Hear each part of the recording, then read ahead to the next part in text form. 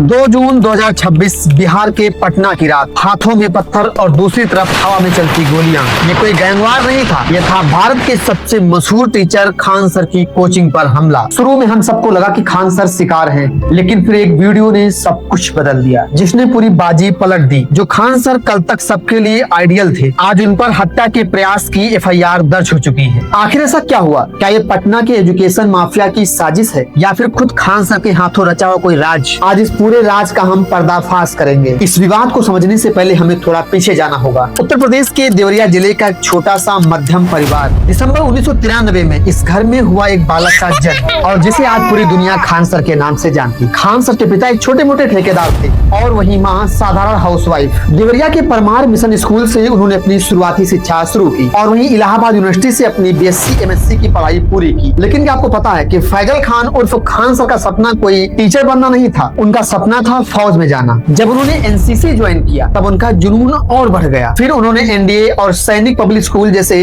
कठिन परीक्षाओं को पास किया। अब सबको लग रहा था कि उनका फौजी बनने का सपना बहुत जल्द पूरा हो जाएगा, लेकिन किस्मत को कुछ और मंजूर था। जब फाइनल मेडिकल क्लियरेंस का वक्त आया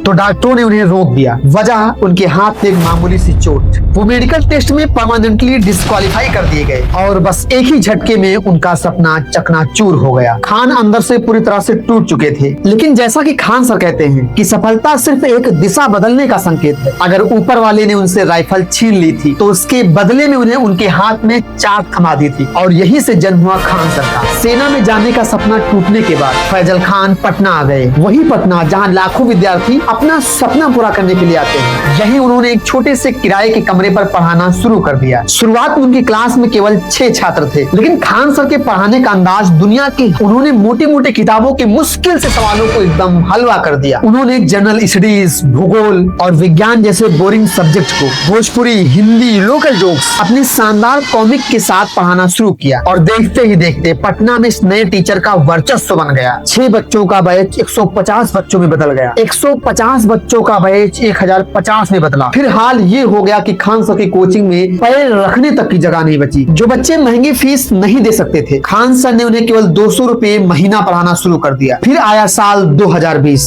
फिर आया कोरोना वायरस, लॉकडाउन, और फिर सारे कोचिंग संस्थान बंद। खान सर ने भी अपनी कोचिंग को डिजिटल दुनिया में बदल दिया और फिर खान GS रिसर्च सेंटर नाम से चैनल बनाया, और फिर जो हुआ वो इतिहास बन गया। खान GS इंटरनेशनल पॉलिटिक्स आग की तरह इंटरनेट पर फैल गए। उनके पढ़ाने का अंदाज इतना देसी और मजेदार था कि जिन्हें एग्जाम नहीं भी देना होता था वो भी खान सर के वीडियो देखने लगे। आज उनके चैनल पर 2 करोड़ से भी ज्यादा सब्सक्राइबर्स हैं। जब खान सर की लोकप्रियता बढ़ने लगी तो बड़ी बड़ी टेक कंपनियों ने उन्हें अपने साथ जोड़ने की कोशिश की। उन्हें पूरे 107 करोड़ रुपए का ऑफर दिया गया और शर्त सिर्फ इतनी थी कि वो अपना इंस्टीट्यूट कंपनी को दे दे और बच्चों से मोटी फीस ले। लेकिन खान सर ने 107 करोड़ रुपए को ठुकरा दिया कि मेरा मकसद उस गाँव के आखिरी बच्चे तक शिक्षा पहुँचाना है जो ये अफोर्ड नहीं कर सकता। मैं 200 रुपए की फीस में रह लूंगा, लेकिन करोड़ों मुझे नहीं चाहिए। उनके इस बहादुरी भरे काम के लिए उन्हें 2025 में champion of change Bihar award से नवाजा गया और 2025 में ही उन्होंने अपनी नई पारिवारिक जिंदगी की शुरुआत की। ऑनलाइन की दुनिया में उनका सबसे बड़ा कंपटीटर PW के फाउंडर फिजिक्स वाला को माना जाता है, लेकिन एक हेल्दी और अच्छी कंपटीशन है। अलक पांडे नीट और JEE मार्केट के किंग हैं और वही खान सर UPSC और स्टेट PCS के बेताज बादशाह हैं। लेकिन असली और खूनी जंग इंटरनेट पर नहीं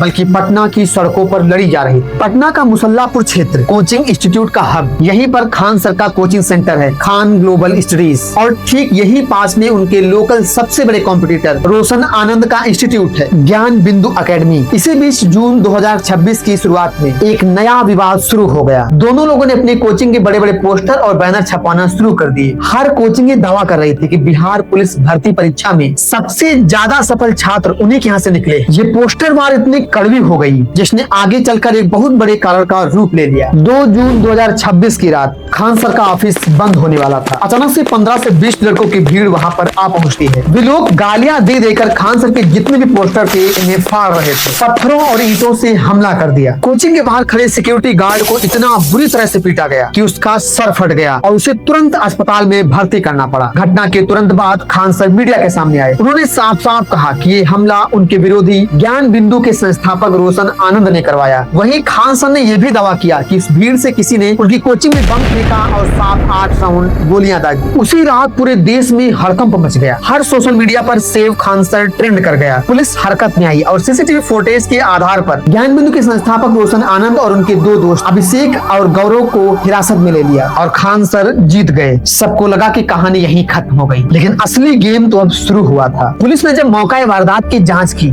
तो उनके होश उड़ गए। पटना पुलिस के सीनियर अधिकारियों ने एक प्रेस कॉन्फ्रेंस की और खान सर के दावों की धज्जियां उड़ा दी। पुलिस ने साफ पाया कि सीसीटीवी फुटेज और फॉरेंसिक जांच के हिसाब से भीड़ द्वारा गोली चलाने या ईंट फेंकने का एक भी सबूत नहीं मिला है। वहां सिर्फ पत्थरबाजी हुई थी। खान सर का दावा था कि हमलावरों ने इनके इंस्टीट्यूट पर गोलियां और पत्थर बरसाए, लेकिन ये सरासर झूठ साबित हुआ। तभी 4 जून को एक और बड़ा धमाका हुआ। ज्ञान बिंदु कोचिंग के प्रतिनिधियों ने एक प्रेस कॉन्फ्रेंस बुलाई। वहां आदर्श नाम के व्यक्ति ने मीडिया को एक ऐसा वीडियो दिखाया जिसने पूरे देश को हिला कर रख दिया। इस वीडियो ने पूरा साफ कर दिया कि उस रात गोलियां तो चली थी, लेकिन हमलावरों ने नहीं बल्कि खान सर के खुद बॉडीगार्ड ने चलाई थी। अब विरोधी ने सीधा आरोप लगाया कि खान सर ने मीडिया की सहानुभूति और पब्लिसिटी बनाने के लिए खुद ही गोलियां चलवाई और झूठी कहानी रची गई। मामला अब पूरी तरह से उल्टा घूम चुका था। पुलिस ने रोशन आनंद का मेडिकल चेकअप करवाकर उन्हें पटना सिविल कोर्ट में पेश किया, जहाँ से उन्हें और उनके दोस्तों को प्योर जेल भेज दिया गया। पुलिस वैन से चिल्लाते हुए रोशन आनंद ने कहा, ये खान सर की रची हुई एक बहुत बड़ी साजिश है। मुझे फंसाया जा रहा है। मैं तो उस रात बीमार था और अपने घर पर सो रहा था, लेकिन खान सर के लिए खतरे की घंटी बज चुकी थी। वायरल वीडियो के आधार पर खान सर के दोनों बॉडीगार्ड को हिरासत में ले लिया गया और जब दोनों गार्ड से पुलिस पूछताछ शुरू हुई तो उन्होंने बताया कि मैंने गोलियां सीधे खान सर के आदेश पर चलवाई थी। अब जो इंसान कल तक पुलिस की नजरों में विक्टिम था, अब वो क्रिमिनल बन गया। अब पटना पुलिस ने खान सर के खिलाफ arms act and criminal case शुरू कर दिया